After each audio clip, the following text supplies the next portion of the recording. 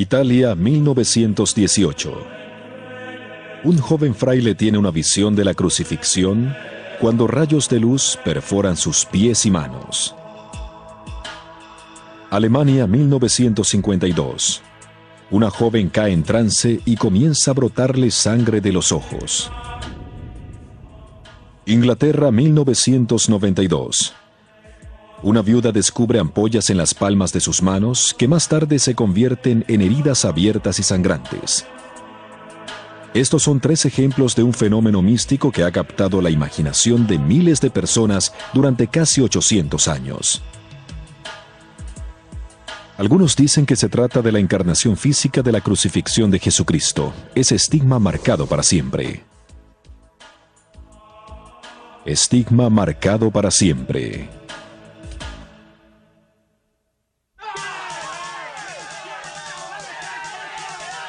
Según la Biblia, una multitud se reunió a ver la flagelación de un acusado de herejía llamado Jesús. Celebraba mientras éste era azotado por soldados romanos hasta que la piel se le desprendió de la espalda. Le hicieron una corona de espinas para la cabeza y le colocaron un pesado patíbulo sobre los debilitados hombros antes de crucificarlo.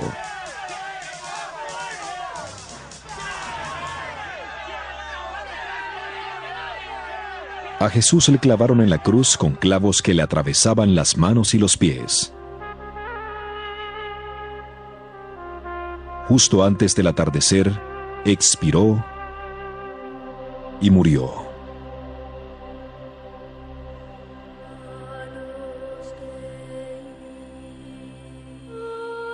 Ya cuando se acercaba el día de descanso judío, José de Arimatea pidió que bajaran el cuerpo de Jesús. Pero primero un soldado romano punzó su costado para asegurarse de que estaba muerto.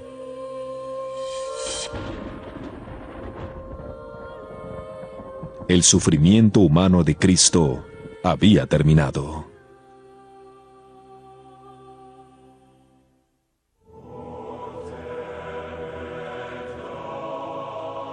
Pero para algunos devotos continuaría el dolor de su crucifixión, no solo en sus corazones y mentes, sino también en sus cuerpos.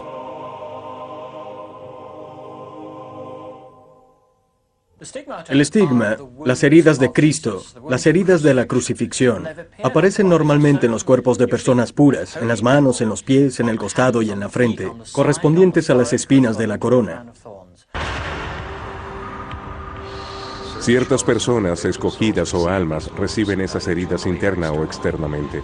Las reciben para compartirlas por lo que se les llama sufrimiento corredentor en la pasión con Cristo, para los pecadores del mundo hasta el final de los tiempos o el fin del mundo.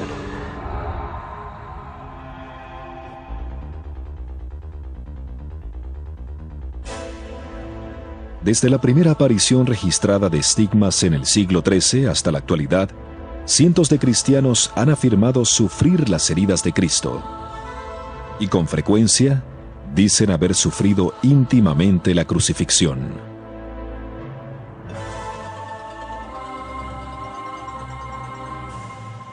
Algunos han derramado lágrimas de sangre, lo que recuerda a el huerto de Getsemaní, donde Jesús derramó lágrimas de agonía o sangre, dependiendo de la interpretación que se le dé al texto.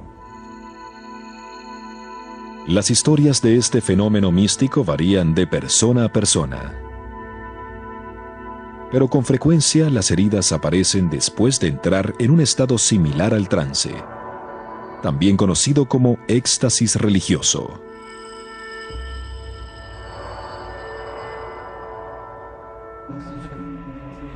En 1275, Elizabeth de Herkenrode, una monja belga, entró en trance. Se golpeó a sí misma en la mandíbula y aló sus hábitos como si estuviera siendo arrastrada por soldados romanos.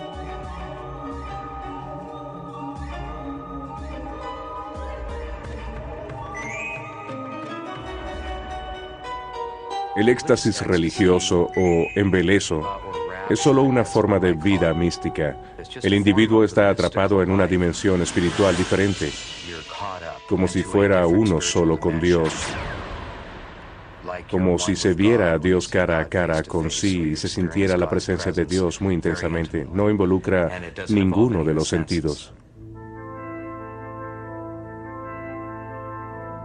El Vaticano rara vez habla del estigma. No se puede hallar un documento de un papa, de un obispo o de un asesor general sobre lo que es un estigma o de alguien que sufra estigmas. No hay proclamaciones dogmáticas. No hay nada. La Iglesia prefiere valerse de sacerdotes locales y de médicos locales para determinar si los estigmas son genuinos. Primero, esos expertos examinan las heridas para verificar si se apegan a ciertos criterios.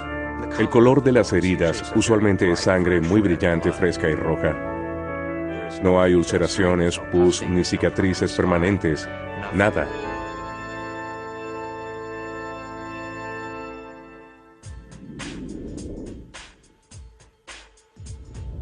A lo largo de la historia del estigma, algunas personas se han fingido las heridas por una variedad de razones.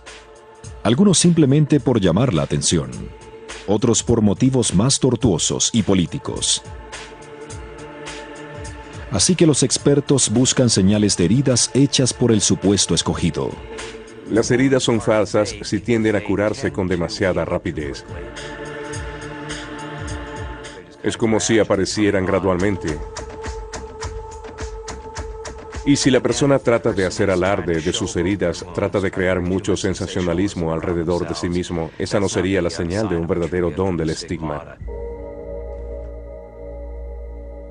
En los casos genuinos de estigma, a veces la sangre aparece únicamente en la superficie de la piel. Otras veces, las heridas son profundas y muy dolorosas. Cuando una persona manifiesta un estigma, sufre mucho dolor, un dolor insoportable, porque las heridas, si son auténticas, generalmente son muy profundas y le atraviesan por completo las palmas de las manos o las plantas de los pies.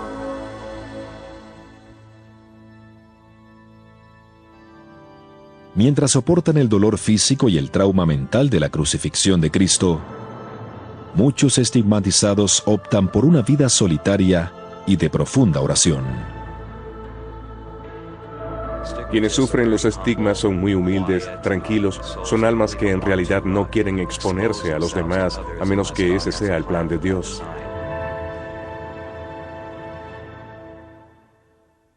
Si una persona va por ahí luciéndose, jaja, idiotas, miren cuán santo soy, miren lo que me hizo Dios, estúpidos.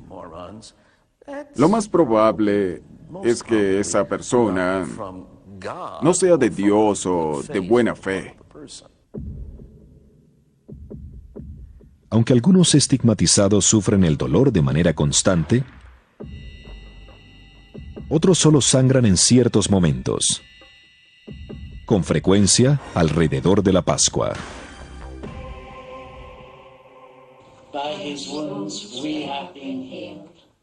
En 1992, Heather Boots, diaconisa de una pequeña iglesia en Inglaterra, repentinamente descubrió que tenía ampollas en las manos.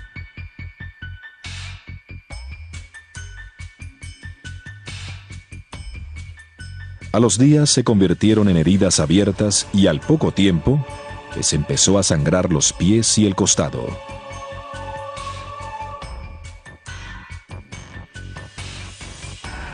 Es casi imposible saber cómo se produjo esas marcas.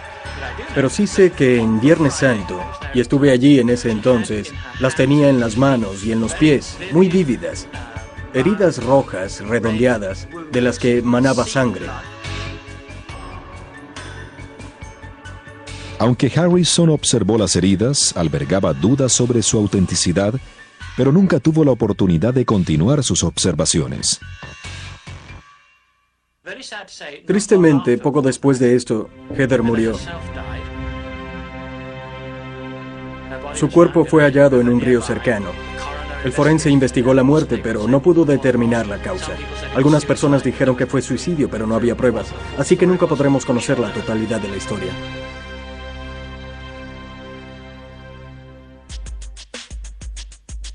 Al volver, el primer caso registrado de estigma. De cómo San Francisco de Asís le dio vida a un fenómeno que se apoderó de Europa. Se le apareció un serafín y le perforó las manos con una especie de rayo láser. Correspondían a la crucifixión.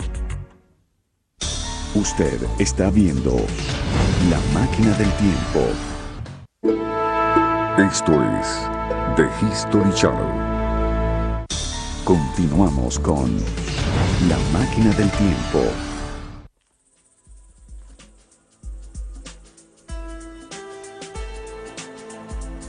En 1224, en el transcurso de la fiesta de lo sagrado, San Francisco de Asís, de 42 años, se arrodillaba para rezar, observando fervientemente la crucifixión de Cristo.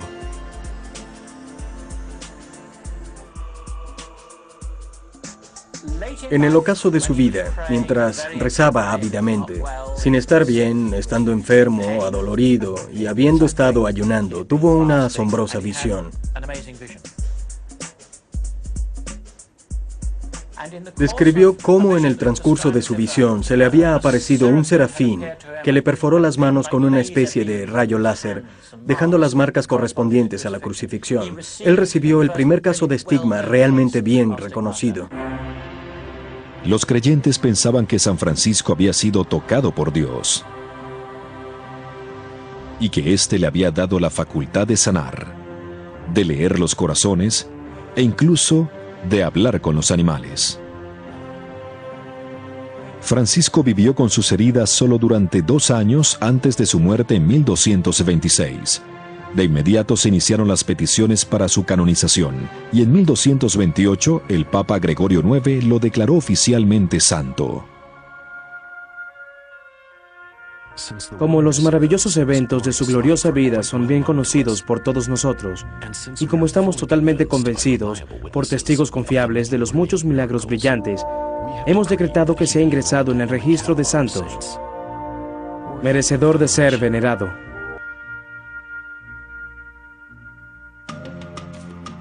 Aunque el de San Francisco sea el primer caso registrado de estigma, algunos eruditos piensan que el fenómeno podría tener un origen muy anterior.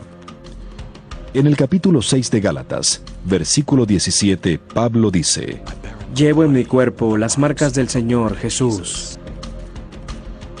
En la segunda carta de Corintios, Pablo se dirige a una audiencia totalmente diferente y en una época distinta, y le dice que él lleva en su cuerpo la muerte de Jesús.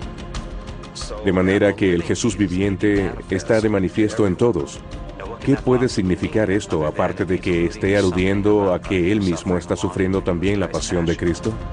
La mayoría de los estudios de las Escrituras dice que lo que en realidad significa es que fue azotado, porque la palabra estigma en griego significa literalmente tatuaje o marca hierro candente.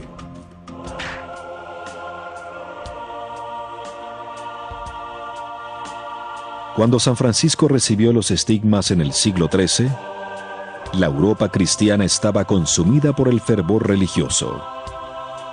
Esta era una tradición de un estilo de vida sumamente devoto y monástico. Surgían muchos monasterios y conventos por todas partes. Las órdenes religiosas florecían por doquier.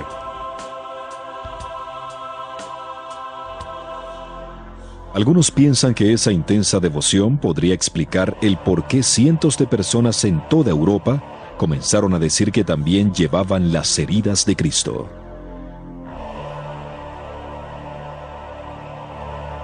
Fue cuando muchos empezaban a desilusionarse de la iglesia por la misma corrupción entre sacerdotes y cosas por el estilo. Y a través de los estigmas, los individuos tenían la posibilidad de mostrar las marcas en su cuerpo y de alguna manera tener un acceso particular al cuerpo de Cristo sin que la iglesia tuviera que intervenir directamente.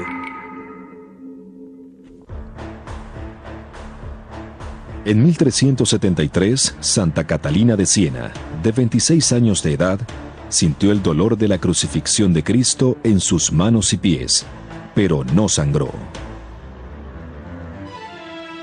Miles de creyentes pensaban que Catalina había recibido el estigma invisible.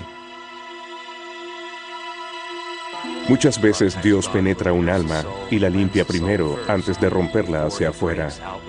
a través de la piel, para que otros la puedan ver. Puede que Catalina no haya sangrado, pero se le atribuyeron poderes sobrenaturales. Su fenómeno más plebiscitado era que fue capaz de vivir del sacramento bendito durante 7 años.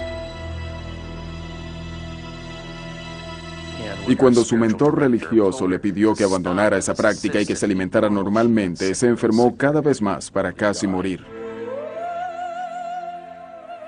El confesor y biógrafo de Catalina, el bendito Raimundo de Capua, escribió de su santidad. Puedo ver con toda claridad que está llena del espíritu de la profecía y que el Espíritu Santo habla dentro de ella.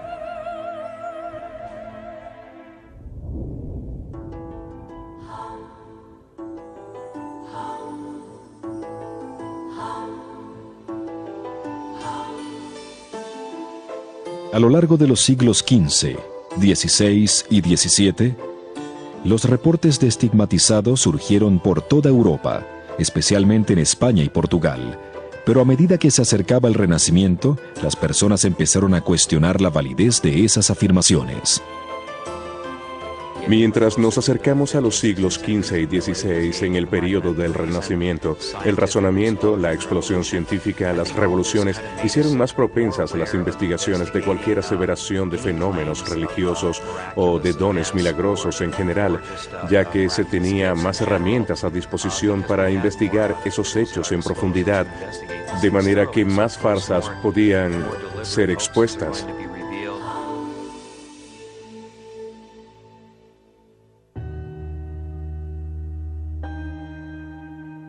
Una monja franciscana del siglo XVI, llamada Magdalena de la Cruz, sufrió de manera intermitente de hemorragias en pies y manos durante 39 años. Era venerada por los creyentes como una santa viviente, hasta que se enfermó en 1543. Por temor a morir como pecadora, Magdalena confesó haber mentido sobre sus heridas durante décadas, y reveló que no fueron causadas por Dios, sino por el demonio. El fenómeno conocido como estigma diabólico era temido en toda Europa. Había una especie de fanatismo a ultranza que hacía temer al diablo en cada esquina. La Inquisición estaba operando, supuestamente había brujas dentro de la iglesia trabajando para Satanás, y la Inquisición trataba de descubrirlas. En 1546, Magdalena fue sentenciada por la Inquisición a cadena perpetua en un convento franciscano.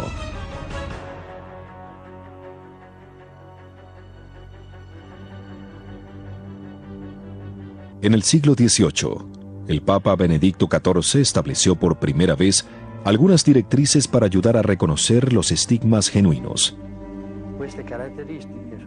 Hay 6 o 7 características para definir el estigma según ese documento. Las más importantes son, número 1, la aparición repentina de la herida. Número 2, la desaparición repentina sin dejar cicatrices. Número 3, el hecho de que pueden permanecer abiertas durante años sin infectarse. Eso significa que no huelen mal, no tienen pus. Número 4, tienen un comportamiento totalmente distinto al de las heridas normales. Los estigmas no responden a las terapias médicas normales.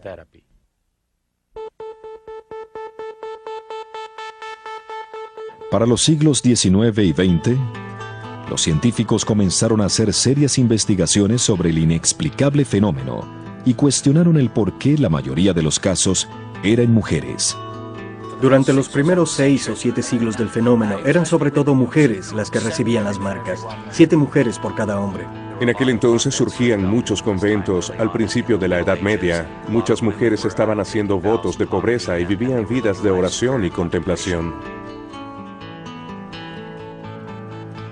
Algunos pensaban que esa profunda devoción, junto a la presunción de que las mujeres son más propensas a las emociones extremas que los hombres, son los causantes de esta proporción de 7 a 1. Pero otros creen que hay una significación más profunda.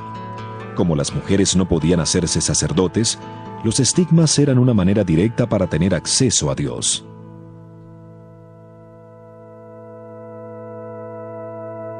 Lo que hallamos en los estigmas son maneras mediante las cuales las congregaciones, que de alguna manera estaban desilusionadas de la Iglesia, pueden reafirmar su propia autoridad.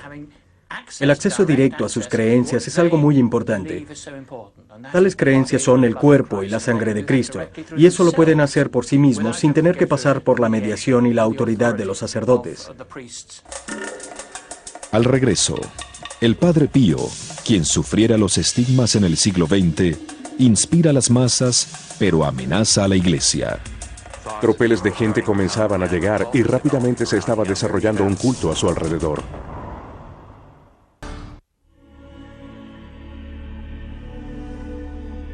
Era el 20 de septiembre de 1918. Para el Padre Pío era un día como cualquier otro. Un día de plegaria y reflexión, cuando repentinamente sucedió algo milagroso.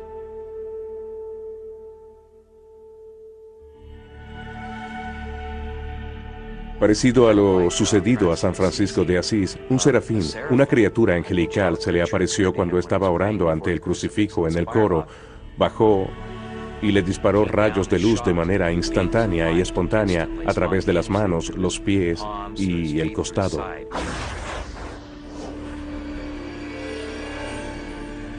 Pero el dolor de los estigmas era más intolerable que cualquier otro dolor que hubiera sentido.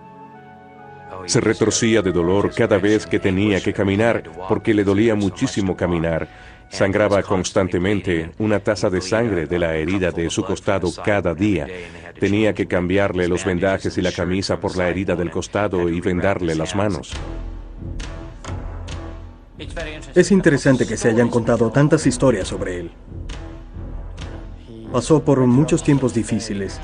Tuvo mucho intercambio de correspondencia con sus confesores y con otros sacerdotes, en los que describía la agonía que sentía y la manera en que estaba siendo atacado por los poderes del mal. Una vez a principios de los 60 fue golpeado por el demonio en su habitación y en medio de la noche. Según el Padre Pío, la Virgen María se le había aparecido muchas veces, le colocó una almohada bajo su cabeza e hizo huir al diablo.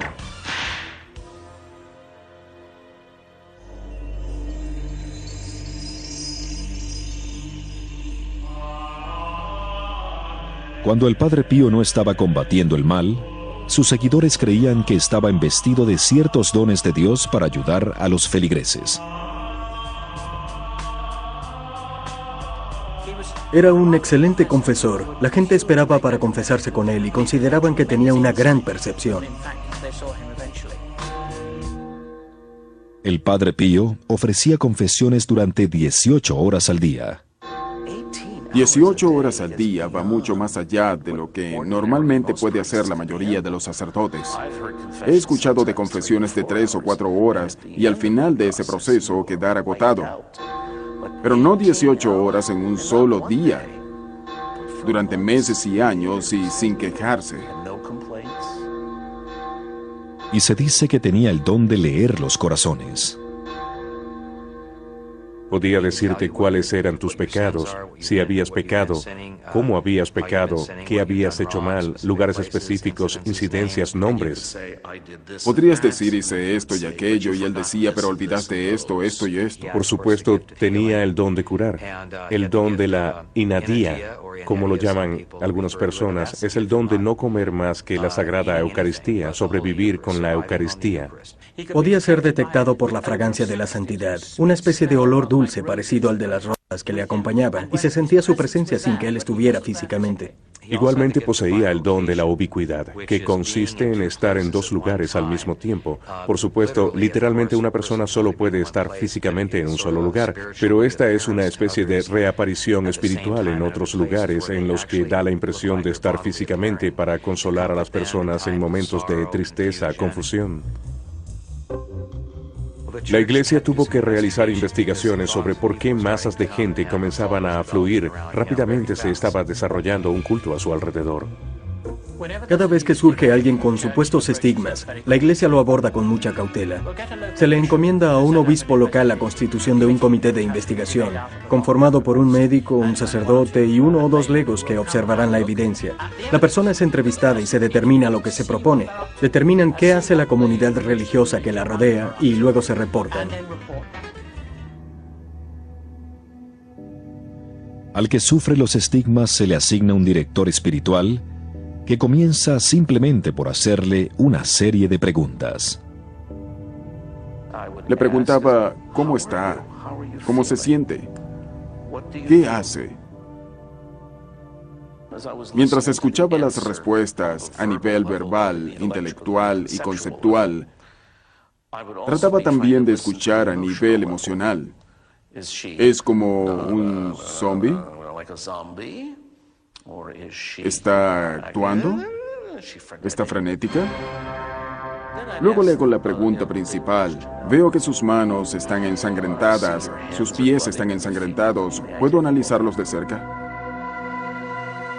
Deben ser examinados para su autentificación. Hay que asegurarse de que tienen las señales auténticas y que éstas están latentes y que son duraderas, que no se ulceran o dejan cicatrices. Querrán saber si la persona está motivada por una inspiración superior o si hay alguna especie de fraude deliberado. Pero incluso si los motivos de los supuestos escogidos son puros, si sus heridas parecen auténticas, o si él o ella lleva una vida santa, la Iglesia no dirá abiertamente que las heridas son genuinas.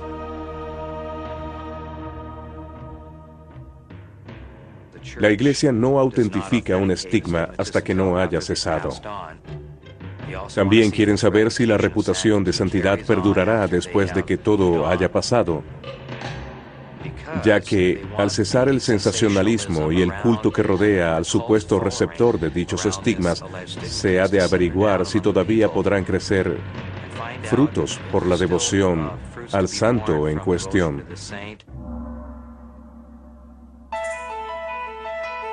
En el caso del Padre Pío, la investigación completa se inició justo después de que recibiera las heridas.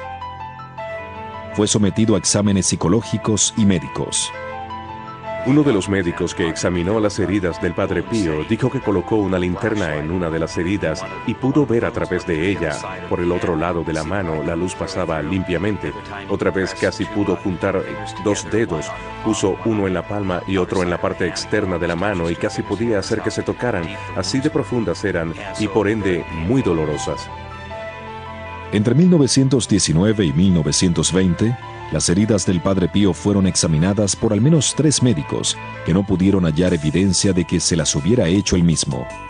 Sin embargo, hubo al menos un médico que encontró bases para sospechar.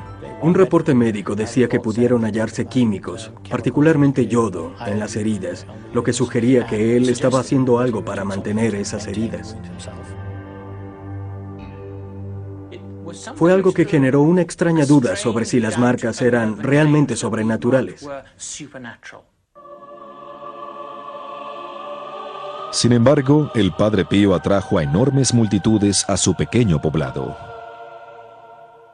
Con la esperanza de evitar que ese fervor creciera, en 1922 el Padre Pío XI le ordenó que diera la misa únicamente a las 5 de la mañana. Tenía prohibido darle su bendición a las multitudes, mostrar sus estigmas y contestarles las cartas a sus muchos seguidores. La Iglesia nunca reconoció oficialmente los estigmas del Padre Pío, aunque tampoco negó sus alegatos. Finalmente, la controversia que envolvía al fraile de los estigmas cesó. Fue cuando murió en 1968.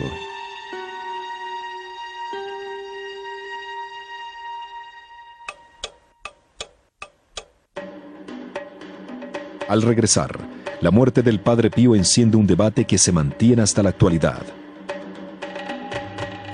Pero no hay duda de que las marcas no estaban en su cuerpo cuando murió. Usted está viendo La Máquina del Tiempo. Esto es The History Channel. Continuamos con La Máquina del Tiempo. En 1968, después de 70 años de sufrir las heridas del estigma, el Padre Pío murió y repentinamente desaparecieron las marcas de la crucifixión de Cristo.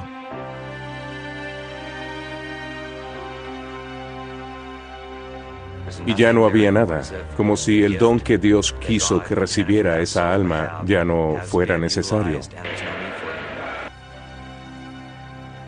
Los creyentes pensaban que era una señal, que las heridas habían sido retiradas por Dios. Los escépticos pensaban que eso demostraba que el anciano, a medida que se iba haciendo más débil, no podía seguir manteniendo las marcas y que por lo tanto sanaron. La verdadera explicación nunca la sabremos, pero no hay duda de que no tenía las marcas cuando falleció. El doctor Marco Margnelli, neuropsicólogo, estudió el perfil psicológico del Padre Pío durante una convención en 1987, convocada por los sacerdotes capuchinos italianos. Descartó la posibilidad de una enfermedad mental, pero presentó una explicación alternativa. A partir de los años 50, el estigma fue considerado un fenómeno histérico, consecuencia de una enfermedad mental. Antes era considerado un milagro, un fenómeno que solo podía darse por la intervención directa de Dios. Ahora, sin embargo, lo vemos como algo psicosomático, lo que significa que la mente crea las llagas en el cuerpo como resultado de una sugestión externa muy complicada. En otras palabras, es la mente tratando de decirle algo al cuerpo y éste responde produciendo las heridas.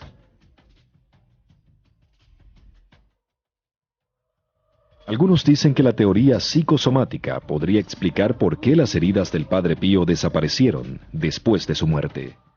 Para otras, la sugerencia es absurda. Pero prevalece la pregunta: ¿qué tan poderosa es la mente? Sabemos de lo psicosomático. Sabemos que si sentimos vergüenza, nos sonrojamos, que la sangre se va al rostro y que se pone roja. Eso es psicosomático. Estudios muestran que los estigmas tienden a aparecer después de un estado mental alterado, comúnmente conocido como éxtasis. Con frecuencia hay una invasión del espíritu, un éxtasis, una alteración de la conciencia que apunta hacia un yo más elevado, una parte más profunda de nuestra naturaleza humana.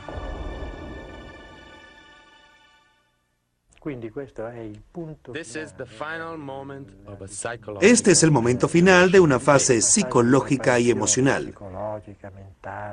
El éxtasis es un fenómeno emocional. Se siente una emoción intensa y en un instante toda la preparación se junta y genera el éxtasis.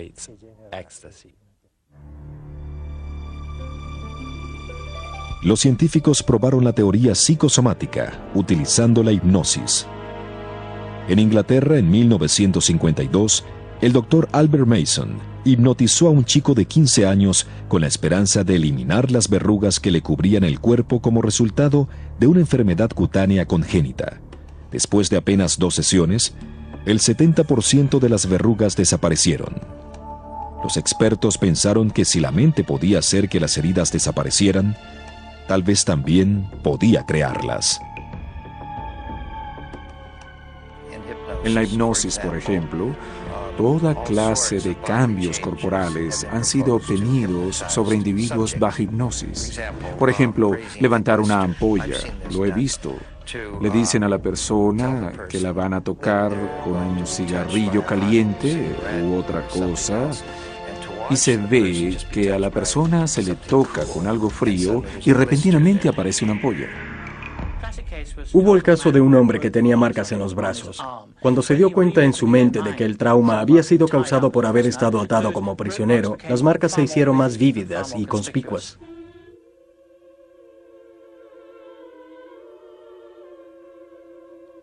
Al emerger ese caso en los años 50, una mujer alemana llamada Teresa Neumann atraía la atención del mundo entero cuando recibió los estigmas después de una visión religiosa. Teresa Neumann era de Baviera. Vivió a mediados del siglo XX. Digamos que era una persona que lo tenía todo. Tenía los estigmas, veía visiones, tenía éxtasis, le sangraban los ojos, le sangraban las heridas.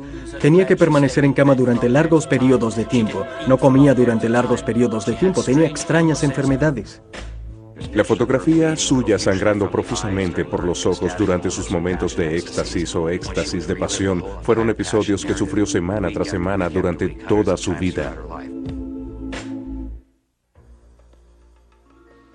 La historia de Teresa Neumann llamó la atención de un psiquiatra alemán, quien teorizó que las mismas heridas podían ser exhibidas en otro individuo bajo hipnosis. Había un psiquiatra alemán que tenía una joven criada que podía ser hipnotizada con mucha facilidad, y él hizo un experimento con ella. La niña llamada Elizabeth Kay fue hipnotizada y se le dijo que llevaba puesta una corona de espinas. Le aparecieron ronchas rojas en la frente y al poco tiempo le corría sangre por el rostro, como le sucedió a Teresa Neumann.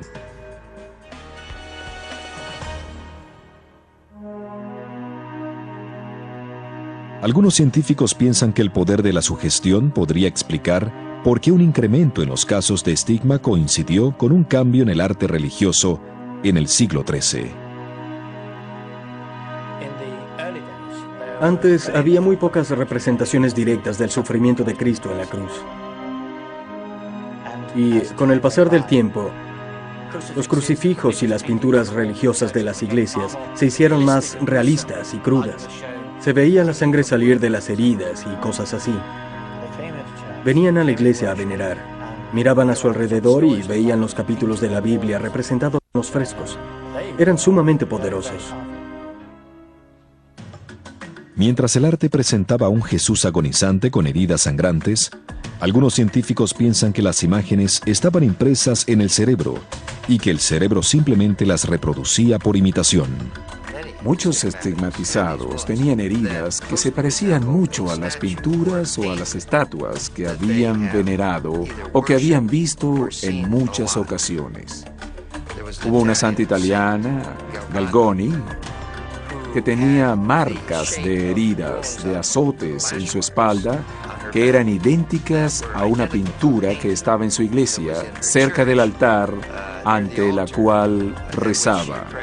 De manera que tenía esa imagen impresa en la mente hasta el punto de que le salieron las mismas marcas. La mayoría de los teólogos del pasado, y presumo que también del presente, no hay mucha literatura al respecto en la actualidad, creen que si se tiene una fuerte imaginación, una habilidad fuerte para concentrarse y un profundo fervor, alguien podría producir las marcas en su cuerpo, quiero decir, las marcas de Cristo.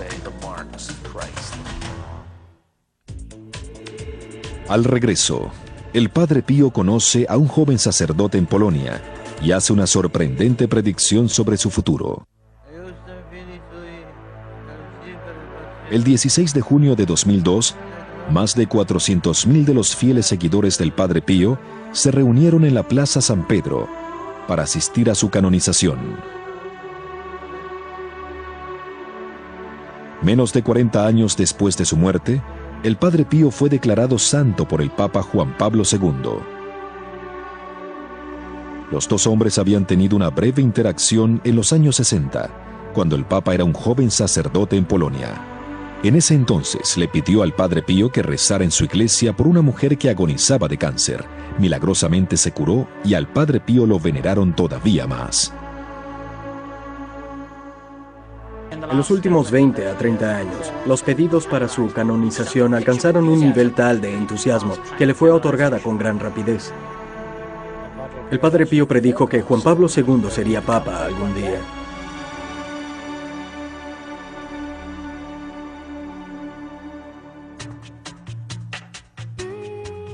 De fraile a estigmatizado y a santo, el trabajo del Padre Pío sigue siendo inspiración para muchos.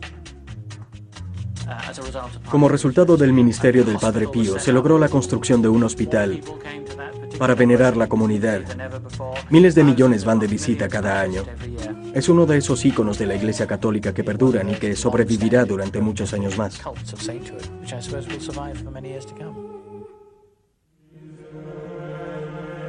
Aunque San Pío es uno de los casos de estigma más celebrados del siglo XX, no fue ese fenómeno lo que aseguró su santidad. La Iglesia nunca declarará santa a una persona solo basada en el hecho de que sufrió los estigmas. Incluso si los estigmas son reales, se declaran y se cree que sean reales, si los demás criterios no están reunidos, si el resto de las condiciones como la vida de virtud, la simplicidad y la fe, si el amor no está presente y la reputación de santidad no está presente, si las escrituras y sus enseñanzas no son consistentes con la Iglesia, si falta cualquiera de esos elementos, los estigmas por sí solo no le darán la canonización porque no es algo esencial para nuestra fe creer en los estigmas. Ha habido más de 320 estigmatizados conocidos desde San Francisco. Y de esos han sido canonizados 72, y tenemos un número mayor en el siglo XX. Pero claramente, de los más de 1.000 millones de católicos que han vivido desde entonces, es un don muy poco usual y extraordinario. Aunque es poco usual, los católicos no son los únicos que reciben estigmas. Ha habido algunos anglicanos, 1 o 2 bautistas, pero es poco usual que una persona que tenga una tradición que no se concentra de la misma manera en el sacramento de la misa, en el cuerpo de Cristo, en la crucifixión, de la manera que lo hacen muchos católicos romanos, sufra los estigmas. Incluso los musulmanes reciben su propia versión de los estigmas. Un santo estático repentinamente muestra las heridas de batalla de Mahoma. En la actualidad, la cantidad de estigmatizados cristianos están en aumento en todo el mundo. Han aparecido en los Estados Unidos, Inglaterra, Australia, Canadá, Irlanda, Escocia e incluso en Corea. Hemos oído de casos en Perú y Brasil, y hay un reporte de otro estigmatizado en Damasco, Siria, en Múnich, Alemania, según una fuente cercana que conozco. En realidad, puede rastrearse la manera en que el cristianismo, particularmente el cristianismo católico, se ha propagado por el mundo. Y tras el cristianismo ha ido el estigma. Es un síntoma de una congregación necesitada de una experiencia directa de algún tipo. La gente quiere recuperar la experiencia religiosa y reafirmar su propia fe y su propia experiencia de la manera que le es posible y que pueda controlar.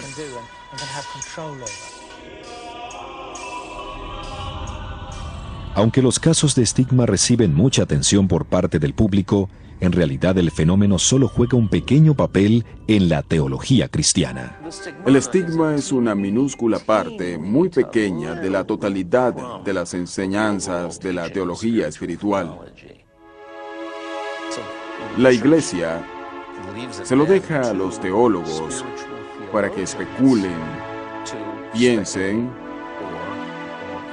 o generen ideas sobre las interrogantes de este fenómeno. El estigma es un fenómeno fascinante y creo que es importante entenderlo. Inspira admiración y asombro, y sin embargo, al mismo tiempo, los escépticos al verlo pueden decir, no, hay explicaciones naturales para esas heridas. Pero lo que los escépticos no pueden decir es que las heridas no existen.